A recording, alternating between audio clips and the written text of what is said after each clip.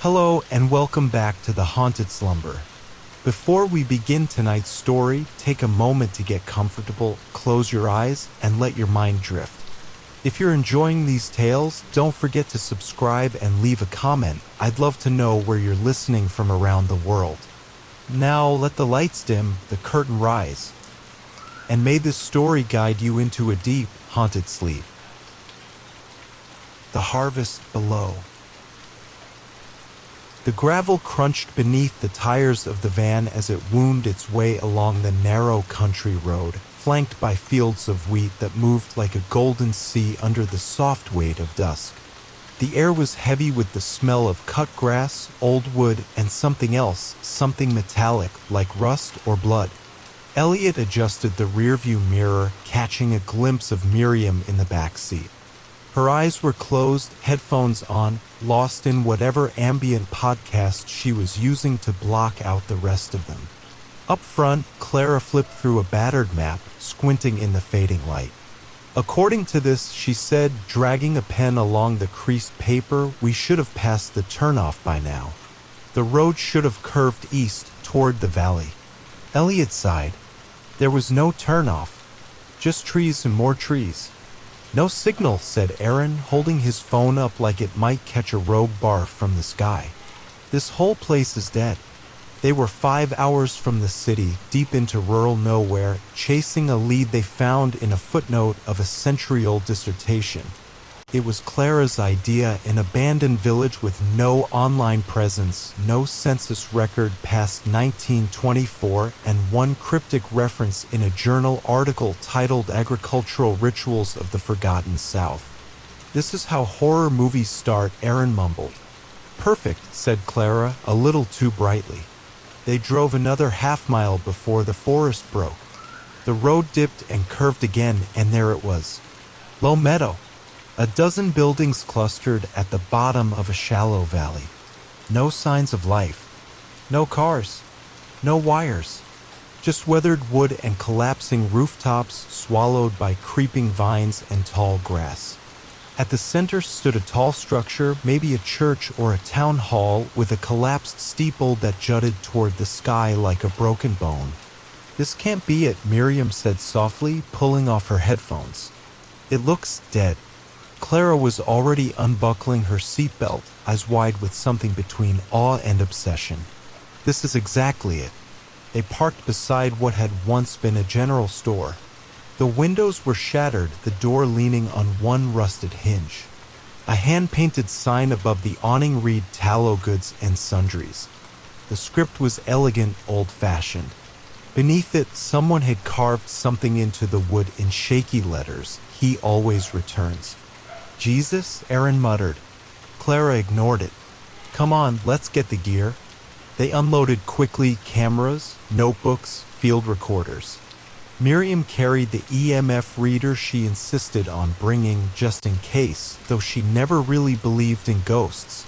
Elliot brought the drone, though the overhanging trees would make it useless here.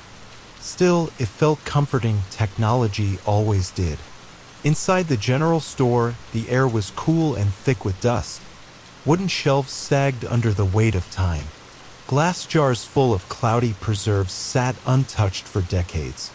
Behind the counter, a register with ornate brass keys rested beneath a film of cobwebs.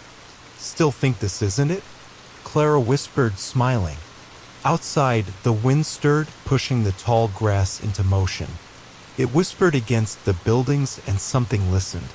Later that night, they set up base in what had once been the town's boarding house. The second floor was unstable, but the ground floor still held. They rolled out sleeping bags in what was once the sitting room. A fireplace gaped like a black mouth behind them. Aaron had taken to pacing. There's something weird about this place, he said. Like the quiet.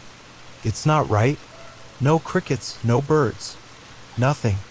They say some places are naturally silent, Clara said. Geological anomalies. Subsonic vibrations. All kinds of weird stuff. Or maybe the town was abandoned for a reason, Miriam offered. Like sickness. Or worse. Or sacrifice, Clara said, half joking. That's what the journal said. Crops, blood, and reverence. They laughed nervously. All except Elliot, who stood by the window, staring out. What is it? Miriam asked. Nothing, he said after a pause. Just thought I saw movement. Something in the corn. They all turned. The field stretched from the edge of the village, rows upon rows of dried stalks rustling in the darkness. At the edge of it stood a scarecrow. At least, they thought it was a scarecrow. Too far away to tell. Too still. Too tall. That night, Elliot dreamed of roots winding through the walls. Thick and wet, pushing through the floorboards like veins. The sky outside was red. The scarecrow had no face, only a wide, gaping hole where its head should be. Inside the hole, he saw flickering lights. Like candles. Or eyes. He woke in sweat. So did Miriam. They said nothing. But neither of them slept again. The morning was dim, like the sun had forgotten to rise all the way. Miriam was already outside when the others stirred. She stood in the tall grass, facing the cornfield, the dew soaking her shoes. She wasn't sure what woke her. A dream, maybe? Or the sound of something breathing, not close, not human, but large and slow, like the earth itself had lungs. Aaron joined her with a cup of instant coffee and a frown. You were up early, he said. Didn't sleep, Miriam replied. He followed her gaze. The scarecrow was still there, standing at the edge of the field. But something was different. It moved, she whispered. Aaron blinked. What? It's closer than last night. Aaron squinted. She was right. It stood a full 3 rows closer to the edge than before. Maybe wind knocked it over and someone put it back, he offered. No one's been near it, Miriam said. I've been watching. Aaron didn't reply. They ate breakfast in silence, instant oats and trail mix, huddled on the boarding house porch like squatters. Clara was already sketching the steeple of the town hall, its collapsed roof jutting into the fog like a cracked crown. We should split up today, she said. Cover more ground. I'll take the church. I'll check the school, Aaron offered. I'll map the houses, Elliot said. Record what I can. Miriam didn't volunteer. Clara noticed. You okay? Miriam hesitated. I want to check the field. All eyes turned to her. Just something about it. It's too alive. The corn is wrong. I want to walk it. See where the scarecrow's staked. No one goes past the first row, Elliot said quietly. But no one stopped her. Inside the town hall, Clara found the journal. It lay beneath a warped pew, wrapped in oilskin, untouched by time. The leather cover was embossed with initials, each. The ink inside was brown with age, shaky but legible. April 3rd, 1922. They say he's beneath us. Not a god. Not a man. Something in between. The old harvester. We give and he grows. We grow and he gives. It has always been this way. But the hunger is changing. He asks for more. Clara turned the page. May 19th, 1922. They chose Eliza. Again. Her child will not be born. She said the earth took its roots from the floor, from the bed. Her screams went on for hours. But the fields are stronger now. Green again. Full. Clara felt cold. She photographed every page. By the time she emerged from the building, the fog had thickened and the scarecrow was closer still. In the field, Miriam pressed between the rows. It wasn't just corn. Some of the stalks were twisted, almost braided. Some were pale as bone. The soil was warm, soft, and wet like something alive just beneath the surface. Halfway in, she paused. Her EMF reader buzzed faintly. The needle trembled, then dropped. Silence. Then movement. She turned. Nothing. But the stalks were bending behind her, like something unseen walked between them. She didn't run. Instead, she pressed forward, determined to reach the scarecrow. When she arrived, she saw the truth. It wasn't a scarecrow. It was a body. Strung up in burlap, chest carved open and hollowed like a gourd, packed with dried roots and something that smelled like rotting honey. Its eyes had been removed. In their place, black beetles nested, still and watching. Below the post, something churned in the soil. Breathing. Alive. Miriam backed away slowly, then turned and ran. She didn't look back. Aaron's discovery came by accident. The schoolhouse had collapsed in places, but the basement was intact. A narrow stairwell led down, lit only by the weak beam of his flashlight. The air grew colder as he descended. Mold lined the walls. Something dripped. In the corner of the basement was a trapdoor, and beneath that a tunnel. He should have gone back for the others. He should have, but he didn't. He stepped inside. The tunnel was narrow, lined in stone and earth, roots threading through like veins. As he moved forward, the ground grew softer beneath his boots, the smell stronger, rot and ash and iron. Then he found the chamber. Circular, roughly carved. In its center, a hole. Not a well. A pit. And from that pit came a sound like whispering, hundreds of voices, all layered and just out of comprehension. Aaron took one step closer. The whispering stopped. Something breathed in, and the tunnel behind him collapsed. By sunset, only Miriam and Clara made it back to the house. Elliot was still mapping when the sun began to fall. He never returned. Aaron didn't respond to their shouts. Miriam trembled. Her hands were stained from the soil. She told Clara about the scarecrow, the roots, the body. Clara told her about the journal, the harvester, the offerings.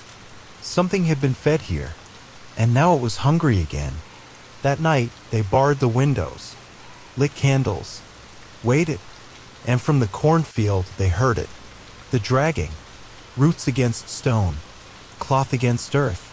Something tall, moving, and just outside the porch, standing where the road met the field, was a figure. No longer just a scarecrow.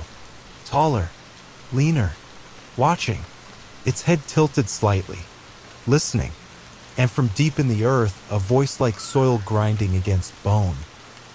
You came to feed me. The morning brought no light.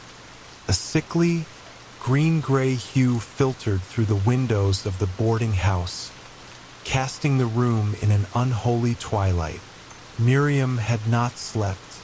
Neither had Clara. They sat across from each other at the breakfast table, untouched mugs of black coffee between them. Aaron was gone. Elliot was gone. The scarecrow no longer stood at the edge of the cornfield. Instead, it stood in the yard just beneath the sagging arch of the porch roof. Closer, taller, changed. Its arms were longer now, unbound, and swayed lightly with a breeze that didn't exist. Its burlap chest sagged inward like a deflated lung, and the beetles in its sockets were gone. Something new was watching from within those hollowed eyes. They boarded up the front entrance. Clara insisted they keep documenting. It was the only thing that kept her sane. If we vanish here, she said quietly, someone has to find the record. So she transcribed the entire journal into her laptop. She'd photographed every page, but didn't want to rely on the digital copies alone. What if it's like, the place eats data? She murmured. Miriam said nothing. She kept watch out the window, EMF reader clutched tight in her fist. Pulsed every few seconds, green, then red, then dead. Fluctuations that didn't make sense, like something massive shifting underground. That afternoon, they explored the cemetery. It sat at the far end of town, obscured by overgrown trees and moss-choked iron gates.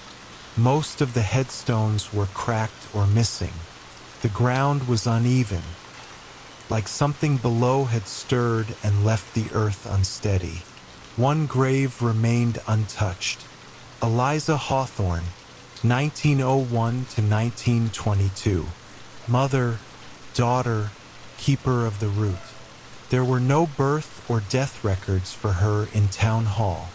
No mention in the census. Only the journal.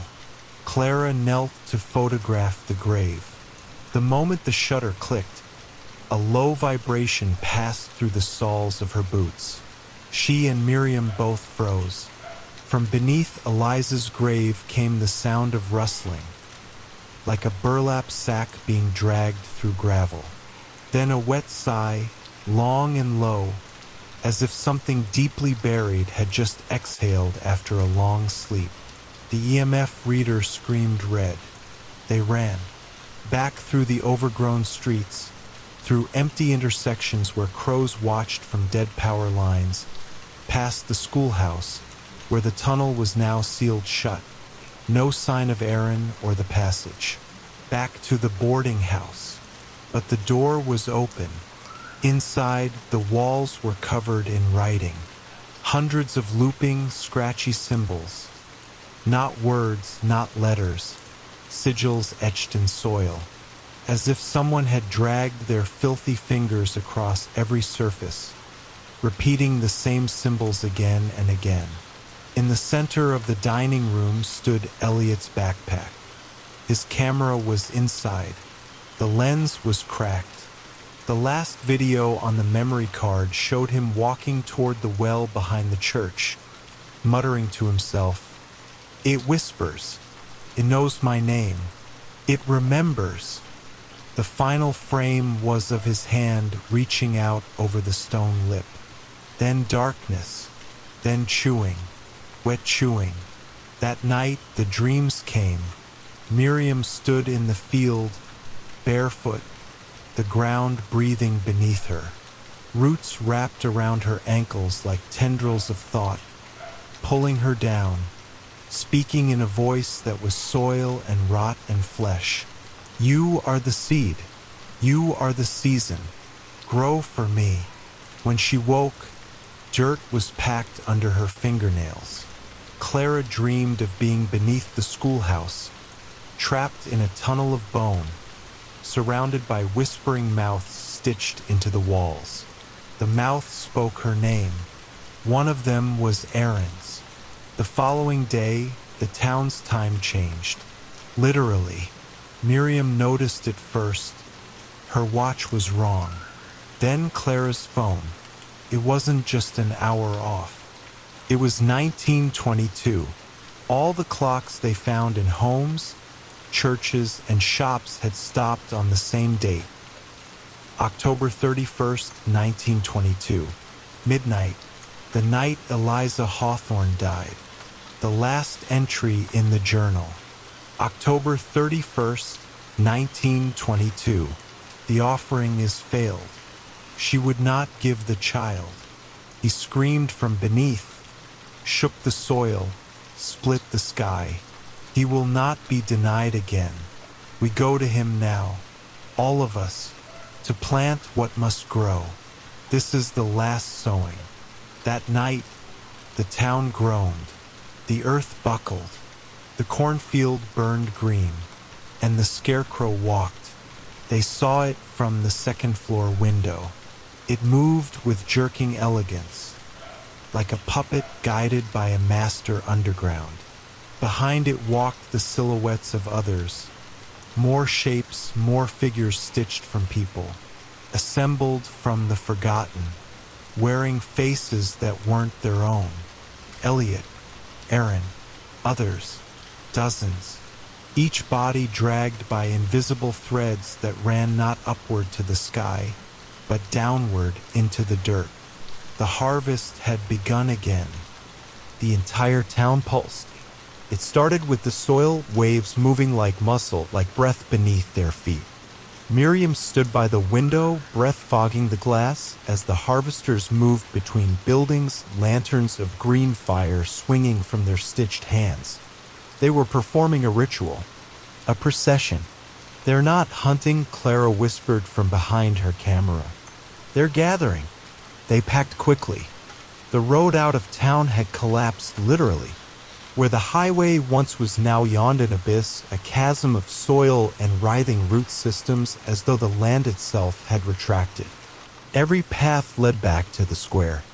No matter which street they took, every turn circled back. Something was folding the town inward, like a trap closing. Clara theorized it was a dimensional collapse, some kind of ritualistic spatial fold to isolate Havenmoor from the world. Like a spiritual quarantine, she said, to contain what's about to be born. Miriam didn't speak. Her eyes were too busy watching the sky. The clouds were rotting, blackened, curling inward like burned paper, revealing glimpses of something beyond. Not stars, not sky. Vast fields stretching into eternity. A harvest that had no end. And in the distance, from within those fields, movement. They decided to descend. To the one place the journal hinted at but never named. The tunnels beneath the church. Behind the altar, they found the narrow stone staircase hidden beneath a decaying rug and a false floorboard. At first it was just dirt and stone. Then bones began to appear, walls made of ribs, support beams of femurs, and carvings etched into the marrow. "This is where they prayed," Clara whispered, running her fingers across an engraving. "This is where they planted the first voice." Further down, the singing began. Faint, wordless. Dozens of tones at once, layered over each other like a grotesque choir humming beneath their breath. The root chamber opened before them. It was a hollowed space beneath the town, filled with a tree that wasn't a tree, a tangled knot of human limbs and root-like bone, twisted into the form of a blackened trunk. From it hung masks, stitched from burlap, porcelain, and stretched flesh. At the base of the tree was Eliza Hawthorne's skeleton curled into a fetal position, a small, perfectly preserved heartbeat in her chest. Still living. Clara collapsed to her knees. "She was the gate," she whispered, breathless. "They used her bloodline to tie the town to him." To the voice below. Miriam knelt beside her, eyes locked on the roots that pulsed like veins. Suddenly, Eliza's mouth moved. No lips, no flesh, just bone. But it spoke. "I held him back, but now you've come. And he is hungry." They ran. Behind them, the choir rose in pitch. The walls shook. One of the harvesters appeared in the stairwell, Aaron's body, now headless, neck crowned with a halo of teeth, arms dragging behind it like vines. It didn't chase. It simply watched, as if herding them towards something. Outside, the sky had split. The stars were gone. In their place, windows. Dozens of them. Each a glimpse into another town. Another field. Another harvest. And in every one, the same scarecrow. Watching. Waiting. Rooted. Feeding. Clara lost it that night. She tried to carve symbols into her own skin, screaming that they needed to mark themselves or be taken. "They'll think we're part of the soil," she sobbed. "They won't know what to do if we're rooted." Miriam stopped her, taped the knife away, bandaged her arms. Then she heard it again. The phonograph. It played from the center of town, right where the wishing well used to be. Only now the well was gone, replaced by a wide pit lined with teeth. From its depth rose a bone and brass pedestal, and atop it the phonograph from her dreams. It spun on its own, playing a voice Miriam hadn't heard in over 20 years. "Miri," it said, "come home. You remember how this ends." It was her mother, but her mother had died in Havenmoor on their last trip, back before Miriam had blocked it all out. Back before the fields took her. Miriam's nose bled. Clara screamed from the house. Something had gotten in. She turned to run and stopped. Because from the edge of the porch, standing exactly where the scarecrow once did, was her younger self, 8 years old, holding a bouquet of dead flowers. Whispering, "We already buried you. You just don't remember." The town no longer obeyed the laws of nature. Streets twisted back into themselves like Mobius strips. Homes floated, unmoored from foundations, tethered only by roots that pulsed with faint red light. Somewhere, the church's bell rang, but the sound came from beneath the ground, muffled, as if under miles of soil. Miriam and Clara no longer ran. They wandered. There was nowhere left to run. The sky had vanished. In its place, a ceiling of soil and bone. The town had been buried. They found the journalist's body outside the post office. The man who had invited Clara here in the first place. His ribs cracked open like an egg, face frozen in awe, not fear. Etched into the skin of his chest were 4 words: "We grow what remains." The phonograph played everywhere now, through pipes, through drains, beneath their footsteps. Always the same voice, Miriam's mother, now distorted, echoing with an ancient undertone, as if something older spoke through her. "Don't fight it, Mary. The roots are in you too." Clara had stopped sleeping. Her eyes were rimmed with ink-colored rings. She no longer spoke in full sentences, only fragments. Fields between time, teeth in the moonlight. She pointed at the phonograph's glow in the town center. "We go there," she said. "We end it inside the voice." They descended into the well, the one that had been replaced with that gaping pit. The walls breathed. Roots recoiled from their touch, but the descent never ended. The farther they went, the more unfamiliar time became. Their watches spun. Their heartbeats echoed out of sync. And then, without warning, there was sunlight. They emerged into a field, identical to the one outside Havenmoor, but endless, skyless, lit by a pale, directionless glow. And in the center stood the scarecrow. Only now they saw its full form, not straw and burlap, but woven bone, braided sinew, and eyes sewn shut with copper wire. His chest pulsed. With Eliza Hawthorne's heart, Miriam stepped forward. "You were never here for us," she said. "You were here through us." The scarecrow tilted its head. Then it opened. Its chest split like bark, revealing a void filled with memory. Miriam's childhood, Clara's birth, 1,000 generations of Havenmoor's lineage, all grafted into the soil of this impossible field. "You are the harvest," the voice said from within. "You are the seed that sings." Clara took out the journal. She read the final line aloud, words written by Eliza before her sacrifice. "Burn the roots inside yourself, or they will bloom with mouths." Miriam touched her sternum. The pain had always been there, beneath the breastbone. A strange pressure, a rhythmic tapping. She now knew what it was. A second heart. Not hers. His. She whispered, "No more," and drove the rusted sickle through her own chest. The field screamed, not in pain but in surprise, like a predator denied its prey. Clara screamed too, falling beside her. But the sickle did its work. The roots shriveled. The light dimmed. The scarecrow collapsed into ash. Miriam's body vanished. No blood, only soil, as though she had returned to the field. Clara awoke in her car, outside the town limits. No one else in sight. The GPS didn't recognize Havenmoor. The roads had no names. She wept and pressed record. This is for anyone who still hears the song. Don't follow the harvest. Don't trace the roots. You won't like what grows beneath.